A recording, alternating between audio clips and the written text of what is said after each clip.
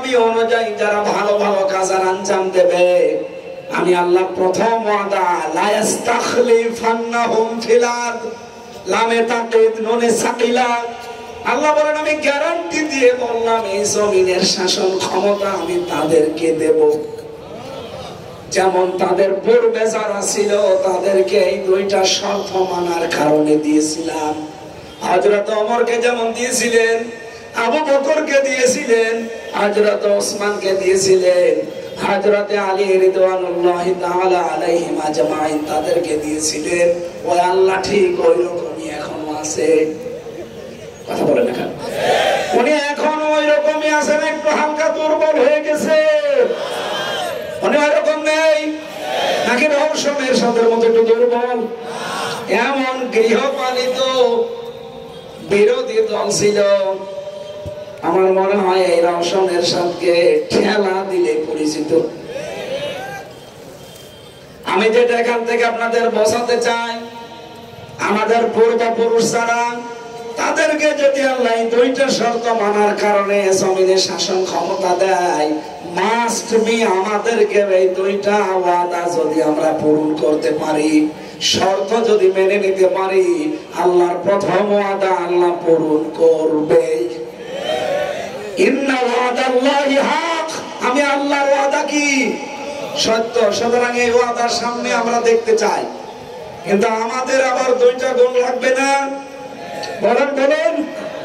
ওয়ালা তাহিনু ওয়ালা তাহজানু ওয়া আনতুমুল আ'লাউনা ইন কুনতুম মুমিনিন। সূরা আলে ইমরানে আল্লাহ জানিয়েছেন কোনো চিন্তা নেই, কোনো ভয় নেই, তোমরাই বিজয় হবে সামনে যদি মুমিন হতে পারো।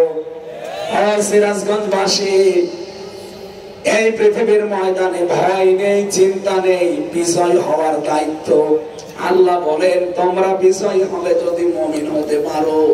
বিজয় দেওয়ার মালিক কে?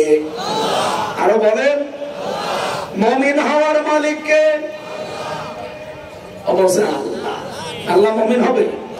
আল্লাহ তো মুমিন আছে। আল্লাহর নাম কি? মুমিন। আল্লাহর নাম কি? আর আমরা কি? আব্দুল মুমিন। আমরা কি? সুতরাং বিজয়ী হব আমরা, মাস্ট বি। শর্ত আল্লাহ দিয়েছেন ইন কুনতুম মুমিনিন। ইনে শর্তিয়া যদি আমরা মুমিন হতে পারি, তাহলে আজকে থেকে আমাদের চেষ্টায় থাকবে এটা, আল্লাহর এই ওয়াদা 500 আমরা অন্তত প্রথম ওয়াদা, উনি যেহেতু লা ইস্তাখলিফান্নাহুম ফিল আরদ, তোমাদেরকে অবশ্যই আমি জমিনের শাসন ক্ষমতা দেব, এ ওয়াদা করলেন কে? আরো জোরে বলেন কে? এ ওয়াদা আমরা সামনে দেখতে চাই না? শর্ত কয়টা? একটা। বলেন কয়টা? ঈমান আনতে হবে। মুমিন যদি আমরা হতে পারি, আমরা হব আব্দুল মুমিন। আসল মুমিন কে? উনি বিজয় দেওয়ার মালিক। এখানে যারা বলছেন বিজয় দেওয়ার মালিকও আল্লাহ, মুমিন হওয়ার মালিকও আল্লাহ, না, আল্লাহর মুমিন হওয়ার দরকার নেই। মুমিন হওয়া দরকার কাদের? আমাদের। সুতরাং আমরা এমন মুমিন হতে চাই যেমন হযরত ওমর হয়েছিলেন। কথা বলে ঠিক কিনা? আল্লাহর ওয়াদা আল্লাহ দেখাবেন। রব্বুল আলামিন বলেন ইন্নাকা লা তুখলিফুল মিয়াদ, রব্বানা লা তুযিগ কুলুবানা বা'দা ইয হাদাইতানা ওয়া হাব লানা মিন লাদুনকা রাহমা ইন্নাকা আনতাল ওয়াহ্হাব, রব্বানা ওয়া আতিনা মা ওয়া'আদতানা আলা রাসূলিকা ওয়া লা তুখজিনা ইয়াওমাল কিয়ামাহ ইন্নাকা লা তুখলিফুল মিয়াদ। এই আয়াতগুলো আমি শুধু তেলাওয়াত করলাম, এর ব্যাখ্যাটা বলছি না। আল্লাহ এখানে একটা ওয়াদা দিয়েছেন, সেটা কিয়ামতের ওয়াদা। কিসের ওয়াদা? আল্লাহ বলেন অবশ্যই কিয়ামত হবে, তোমাদের সবাইকে ওই দিন আমি আল্লাহর দরবারে আসা লাগবে, হাজির হওয়া লাগবে। সুতরাং ওই দিন আসার আগে যেই কয়দিন দুনিয়ায় আসো, দুনিয়ার এই জমিনটা, এই জীবনটা তোমাদেরকে যেন ধোঁকায় ফেলে না রাখে। সিরাজগঞ্জবাসী, শয়তান আমাদের সামনে বিভিন্ন জাঁকজমকপূর্ণ বিভিন্ন জিনিস সামনে তুলে ধরে আমাদের আখিরাত, আমাদের কিয়ামতে যে জবাব দেওয়া লাগবে, এ বিশাল জীবন সম্পর্কে একটা ধোঁকায় ফেলে রাখতে চাই। কথা বলেন না কেন? এ ধোঁকায় আমরা পড়তে চাই। আরো জোরে বলেন চাই। আল্লাহ বলেন সেই মহাপ্রবঞ্চক, মহাপ্রতারক, ধোঁকাবাজ এই শয়তান যেন আল্লাহ সম্পর্কে তোমাদেরকে ধোঁকায় ফেলে না রাখে। আয়াতের তাফসীর পড়তে গিয়ে আমি দেখেছি শয়তান প্রধানত দুই প্রকার। কয় প্রকার? একটা হচ্ছে মানুষ শয়তান, আর একটা জিন শয়তান। মানুষ শয়তানের ভেতরে আবার দুই প্রকার, একটা নারী শয়তান, একটা পুরুষ শয়তান। কথা বলেন না কেন? এই পৃথিবীতে কোন পুরুষকে যদি শয়তান আসর করে, তার দ্বারা যা ক্ষতি হয় তার চাইতে বেশি ক্ষতি হওয়ার সম্ভাবনা কোন মহিলাকে যদি শয়তান আসর করে। এই জন্য পুরো কোরআন শরীফের ভেতরে যেখানে শয়তানের চক্রান্ত কথা, সেখানে দেখবেন দাঈফা লেখা আছে, ইন্না কায়দাশ শাইতানি কানা দাঈফা। অবশ্যই শয়তানের চক্রান্ত একেবারে দুর্বল। কিন্তু মেয়েদের কথা যেখানে আছে, ওই জায়গায় কিন্তু দুর্বল শব্দ আপনি পাবেন না। সূরা ইউসুফের 28 নম্বর আয়াতে আমি পেয়েছি, ইন্না কাইদাকুন্না আযীম। আল্লাহ পাক বলেন মেয়েদের চক্রান্ত বড় ভয়ঙ্কর। সিরাজগঞ্জবাসী, এখানে একটা শিক্ষা আছে, এদিকে তাকান। আল্লাহ কিন্তু এখানে হযরত ইউসুফ আলাইহিস সালামের নামে যে সূরাটা ইউসুফ 28 নম্বর আয়াতে, যদি এটা জুলাইখার নামে নাযিল হওয়া, রব্বুল আলামিন জুলাইখার নাম এখানে দিতে পারতেন। ফ্যানটা করিয়ে দেন। জুলাইখার নাম আল্লাহ না দিয়ে কায়দা কন্যা দিলেন কেন? বহুবচন। যদি কা দিতেন তাও তো অর্থ হয়ে যেত। আল্লাহ কন্যা দিলেন কেন? দুইটা তাফসীর আছে এখানে, এদিকে তাকান। প্রথম তাফসীর হচ্ছে আল্লাহ কানা দিয়ে কন্যা দিয়েছেন এই কারণে শুধুমাত্র পৃথিবীতে জুলাইখা একা না, এরকম বহু জুলাইখা যুগে যুগে আসবে। তারা ইউসুফ নবীর অনুসারী, যারা অনুগামী, যারা ইউসুফ নবীর মতো যারা চরিত্র অর্জন করবে, তাদের চরিত্রে কলঙ্ক দেওয়ার জন্য এরকম জুলেখা আরো আসবে। এই পৃথিবীতে ওই জুলেখার পরে আর জুলেখা আসে নাই। কথা বলেন, এসেছে কিনা? আমাদের দেশে একজন তার উত্তরসূরি ছিল, উনি হযরত ইউসুফকে ধর্ষণের মামলা দিয়েছিল। এই জুলাইখা, আপনি দেখান আল্লামা সাঈদীর নামে সর্বশেষ মামলা ধর্ষণের মামলা। অ্যাডভোকেট তাজুল ইসলাম উনি জিজ্ঞাসা করছিলেন ওই মহিলাকে, এই মেয়ে, মাওলানা সাঈদী আপনাকে ধর্ষণ করেছে? জি হ্যাঁ। আপনার জন্ম তারিখ কত? কোন সালে আপনি জন্ম নিয়েছেন? মেয়েটা বলছে আমি জন্ম নিয়েছি 1975 সালে। ধর্ষণ করেছে কত সালে? বলছে 1971-এ। অ্যাডভোকেট তাজুল ইসলাম ওই দিনই বলেছিলেন, মাননীয় আদালত এই পয়েন্টটা লিখে রাখেন, জন্ম 75-এ, ধর্ষিত হয়েছে 71-এ, এটাকে বলিয়ে জগতে। ওই দিন মামলা ঢিসমিস হয়ে যাওয়ার কথা না? বলেন বলেন। কিন্তু পুরাটা তো সাজানো, ট্রাইব্যুনালও সাজানো, বিচারপতি সাজানো, আসামিগুলো সাজানো, সাক্ষীগুলো সাজানো। ওইগুলো তো আসামি হওয়ার কথা না, ধরে ধরে সাজিয়ে আসামি বানিয়ে দিয়েছে। রায় দিচ্ছে, রায়ও সাজানো। এই কথা বলেন না কেন?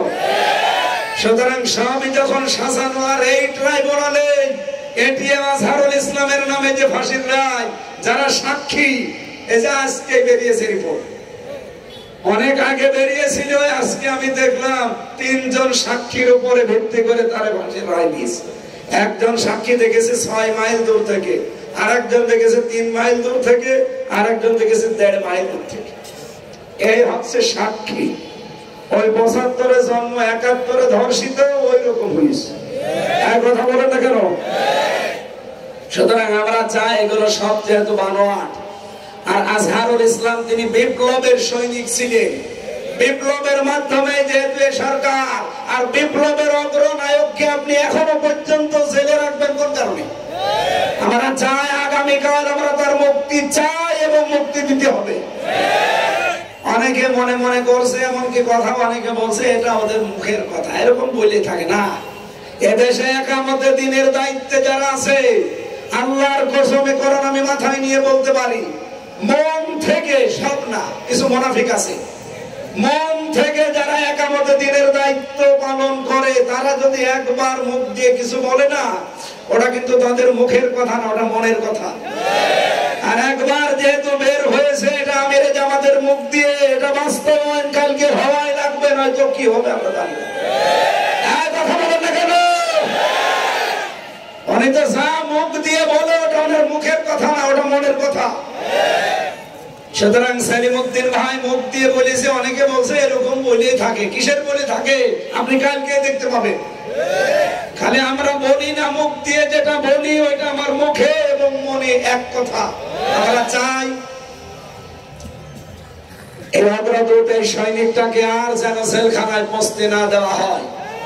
হিংসার বশবর্তী হয়ে এই মহিলা ওনার জীবনটা নষ্ট করে দিয়েছে।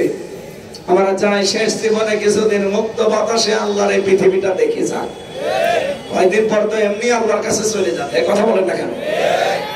সুতরাং এই জুলাইখার অনুসারী যারা, তাদের চক্রান্ত কিন্তু ছোটখাটো না, ভয়ঙ্কর। ওরা এখনো পর্যন্ত চক্রান্ত ওই দাদাদের পাশে বসে বসে চালাচ্ছে। যদিও একটা চক্রান্ত এখনো হালে পানি নেয়নি, আর সামনে কোন চক্রান্ত এদেশে বাস্তবায়ন হবেও না ইনশাআল্লাহ। যা বললাম দেখেন, দুইটা বললাম, উনি সাক্ষী দিয়েছে, ধর্ষিতা হয়েছে, আর এর তিনটা সাক্ষী। পুরাটা যে সব বানোয়াট, সাজানো, মিথ্যা। একটু যাদের মাথায় মগজ আছে, চিন্তা করলে আপনি বুঝে ফেলবেন।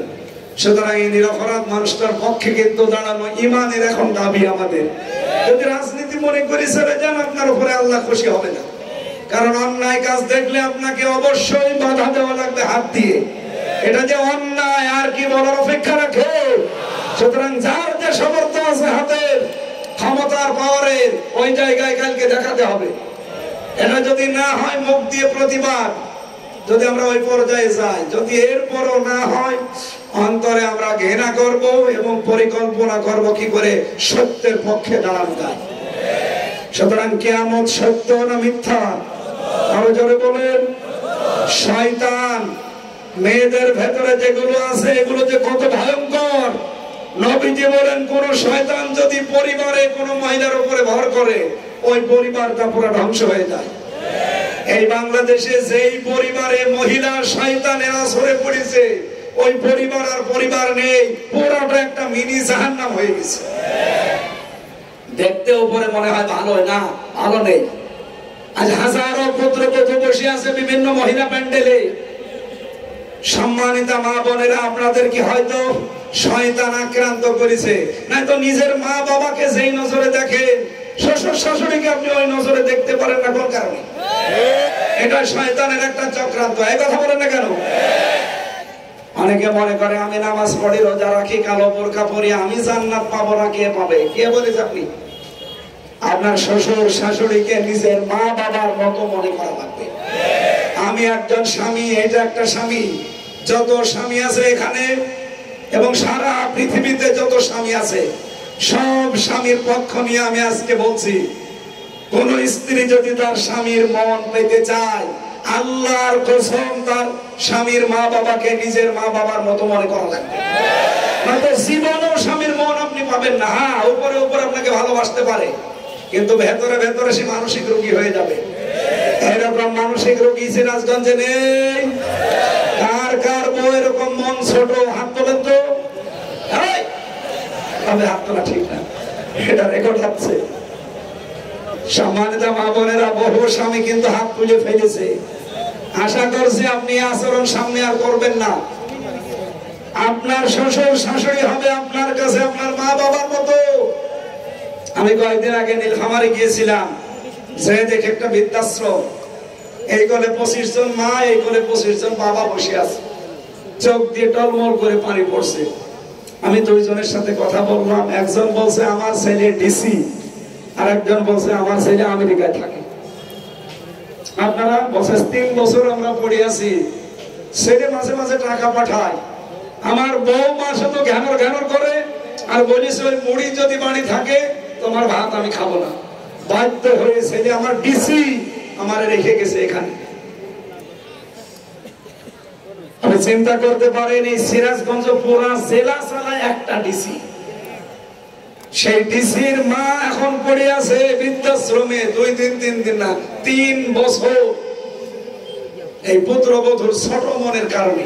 বাড়িতে থাকলে কি হইতো, সে শেষ বয়সে একটু নাতি নাত করে একটু আনন্দে থাকতে চায়, এই কথা বলেন না কেন? বৃদ্ধাশ্রমে যারা আছে তারাই কিন্তু এটা চায়, খুব বেশি তাদের চাহিদা নেই। কিন্তু এই পুত্রবধূদের ছোট মনের কারণে আজ হাজারো সন্তান মা বাবাকে হয় আলাদা করে দেয়, নাই বৃদ্ধাশ্রমে রেখে আসে, নাই বড় ছেলের আন্ডারে দিয়ে দেয়। নেন, অথচ এই মার পেটে 8টা 10টা 15 20টা সন্তান জায়গা হয়েছে, আর এই 20টা সন্তানের বাড়িতেও মায়ের জায়গা হয় না, 7 দিন শুধু পালাপালি করে খাওয়ায়।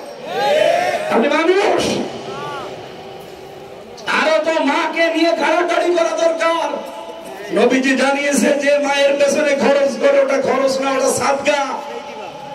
কোন বউ যদি চায় যে আমার স্বামী আরো বেশি দিন বেঁচে থাক, আমার স্বামীর সম্মান মর্যাদা টাকা পয়সা আরো বেশি দিন বেড়ে যাক, সেই বউ যেন স্বামীকে বলে স্বামী তুমি যাই করো রক্তের সম্পর্কগুলো ঠিক রাখো। একটা মানুষের সাথে সবচেয়ে বেশি রক্তের সম্পর্ক তার মা বাবা, আর সেই মা বাবাকে আপনি দেখতে পারেন না। সম্মানিত পুত্রবধূ যারা আছেন, সম্মানিত মা এবং বোনেরা, হয়তো মন খারাপ হচ্ছে যে হুজুর যেন জীবনের এলাকায় না আসে, আমার আর আসার দরকার নেই, কিন্তু আপনি নিজেকে সংশোধন করেন। সত্যি কথা বলছি, আপনি স্বামীর মন জীবনও পাবেন না। হ্যাঁ, উপরে উপরে সংসার করার জন্য ছেলে মেয়ে হয়ে গেছে, এখন মন থেকে কি করা যাবে একটু মেনে নেয়, কিন্তু মা বাবাকে যে কষ্ট আপনি দিচ্ছেন, অনেক মা বাবা এরকম আছে, এটা মা বাবা না, এটা ডাইনি।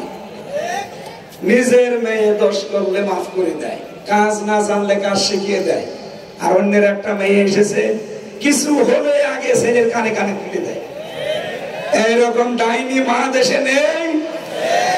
এই মহিলা ব্যান্ডের এরকম ডাইনি মহিলা কারা আছেন? হাত তোলেন তো। তুলেছে, হাত তুলেছে না? শাশুড়ি যারা বসে আছেন শুধু নামাজ পড়ে রোজা রেখে কালো বোরকা পরে জান্নাত যেতে পারবেন না। মাস্ট বি আপনাকে ওই মেয়েটাকে নিজের মেয়ের মতো মনে করা লাগবে।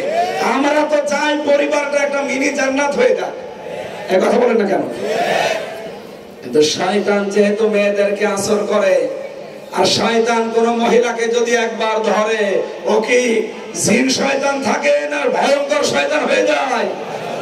পরিবারটা নষ্ট হয়, সমাজ নষ্ট হয়, আর রাষ্ট্রের প্রধান ছিল রাষ্ট্রটাও নষ্ট করে ফেলেছে।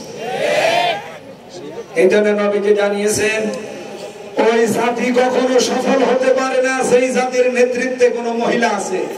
আর 54 বছর আমরা আর সফল হতে পারি না, আমার মনে হয় এই কারণে, কারণ নবীর কথা মিথ্যা হবে না। এখানে আগামী থেকে ক্ষমতার চেয়ারে কোনো মহিলা বসতে পারবে না। এটা আপনারা চান না? এটা রেকর্ড হয়, কারা কারা চান দেখি? লিল্লাহি তাকবীর।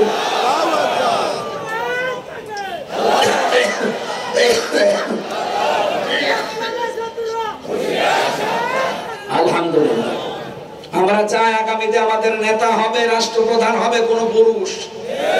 এটা আমার বানানো কথা। সূরা নিসার 34 নম্বর আয়াত, আর রিজালু কাওয়ামুনা আলান নিসা, পুরুষ মানুষ হবে নেতা, মেয়েরা হবে তার আজ্ঞাবহ।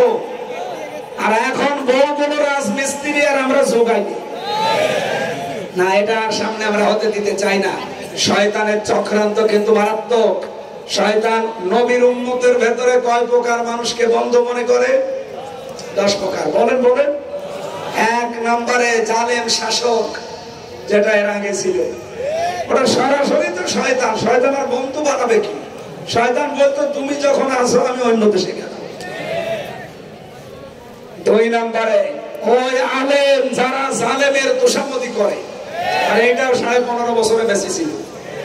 3 নম্বরে ওই সমস্ত ধনী মানুষ যারা টাকা পয়সা কামাইয়ের ক্ষেত্রে কোনো বাইচ বিচার করে না। বাবা শাহজালাল সব হালাল, এরকম ছিল না 15 বছরে? 4 নম্বরে যে মানুষগুলো খাদ্যে ভেজাল দেয়, এই যে খাদ্যে ফরমালিন যারা দেয়, বিষ দেয়, ভেজাল দেয়, এরা বোকারান্তে মানুষকে হত্যা করার স্বামী।